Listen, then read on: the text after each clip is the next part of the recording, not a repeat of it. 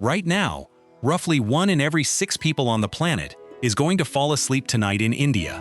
That's not some ancient trivia fact or something left over from the days of the British Raj. It's recent. In April 2023, the UN quietly confirmed that India's population had slipped past China's, about 1.4286 billion to 1.4257 billion, and it's kept climbing since. Today, it's sitting around 1.48 billion people. That is more people than North and South America combined, in one country. Here's the part that actually surprises people. For centuries, for as long as we've had any reliable population records, that most populous country on Earth title belonged to China. Not by a little, by a landslide. So what changed? Here's the twist. It's not because Indian families suddenly started having way more kids. If anything, they're having fewer than they used to. This is actually a story about people not dying, a survival story, which, conveniently, is exactly the kind of story we tell around here. And it comes with a genuinely dark detour. A government program so badly botched that Indian politics is still recovering from it 50 years later.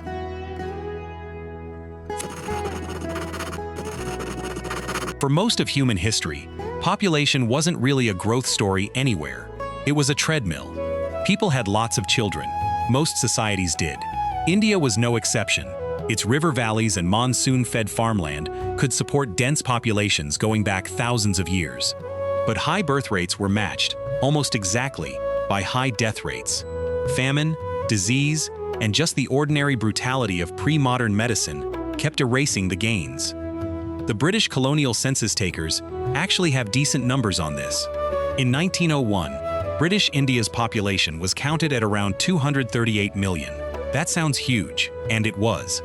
But growth between censuses was sluggish, and, in bad decades, actually went backward. Why? Because the checks on population weren't abstract.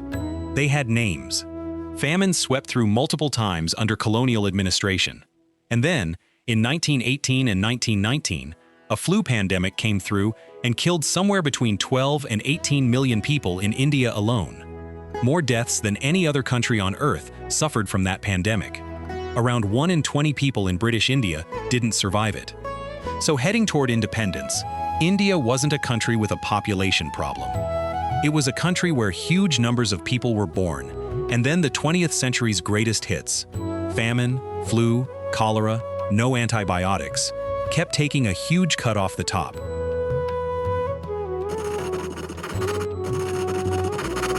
India became independent in 1947, with a population estimated around 340 million.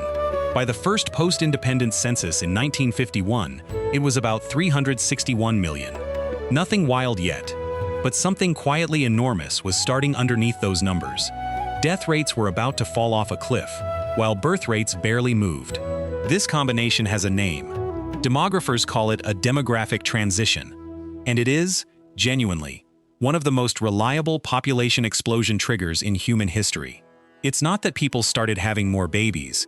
It's that, for the first time in India's history, the babies people were already having stopped dying in huge numbers before they could grow up and have their own. What caused the death rate to crack? A few very specific, very fixable things. Vaccination campaigns, malaria control programs, basic public health infrastructure, and, years later, the eradication of one of history's biggest killers.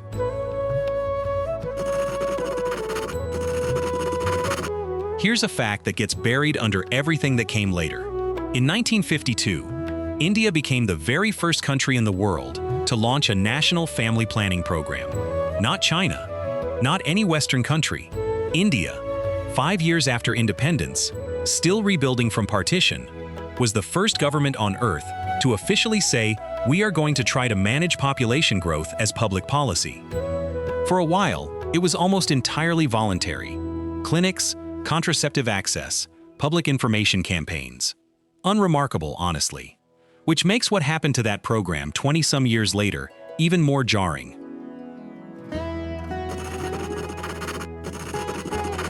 Rewind slightly. In the mid-1960s, India hit a genuine crisis.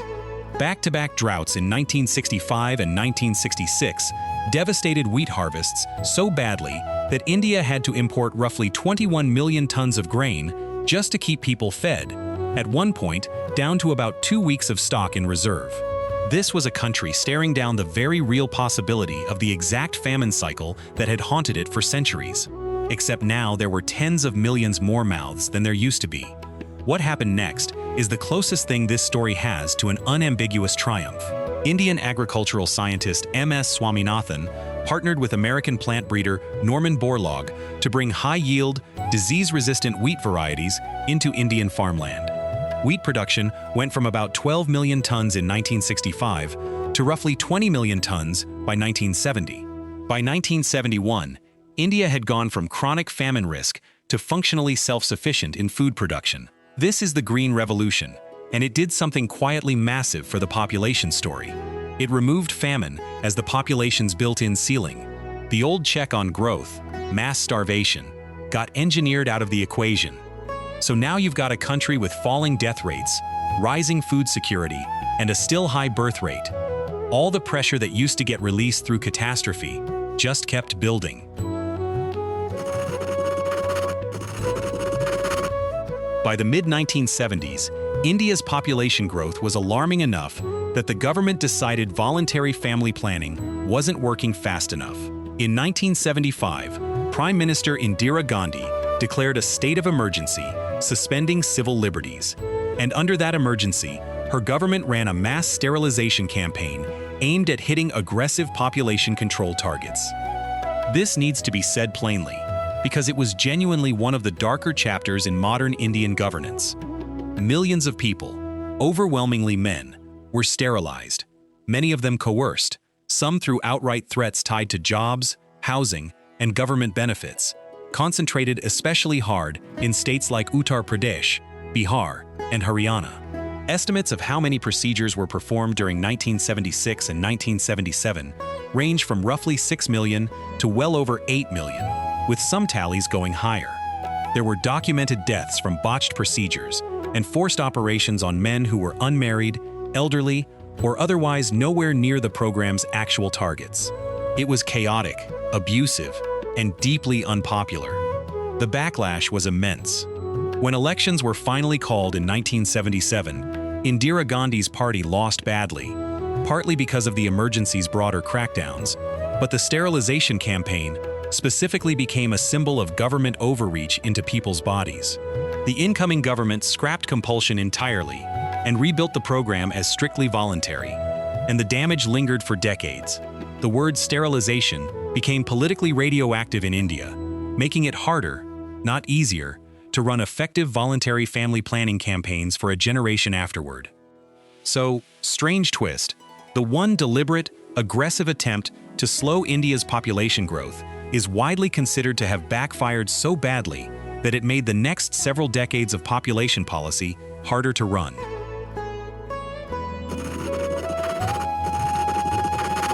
Meanwhile, the quieter, less dramatic force kept doing its work.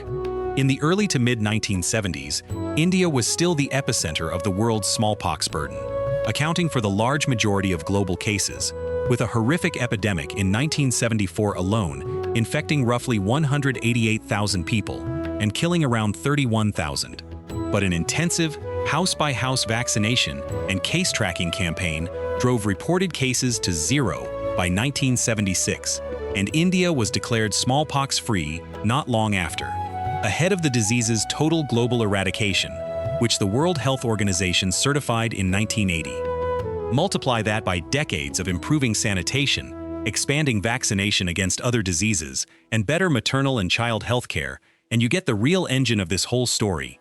Indians, on average, simply started living. Life expectancy at independence hovered around 32 years. Today, it's about 72.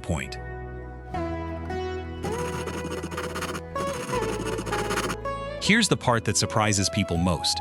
India's birth rate has actually been falling for years now. The national average is already below the replacement level, the rate needed to keep population size flat over time. And most individual states are too. So why does the population keep growing? Because of something demographers call population momentum. When a country has had decades of high birth rates, it ends up with a huge share of its population still young. Teenagers, 20-somethings, people who haven't had kids yet, but are about to. Even if every one of them has a smaller family than their parents did, that enormous young generation having even modest-sized families still adds up to millions more people for a couple more decades.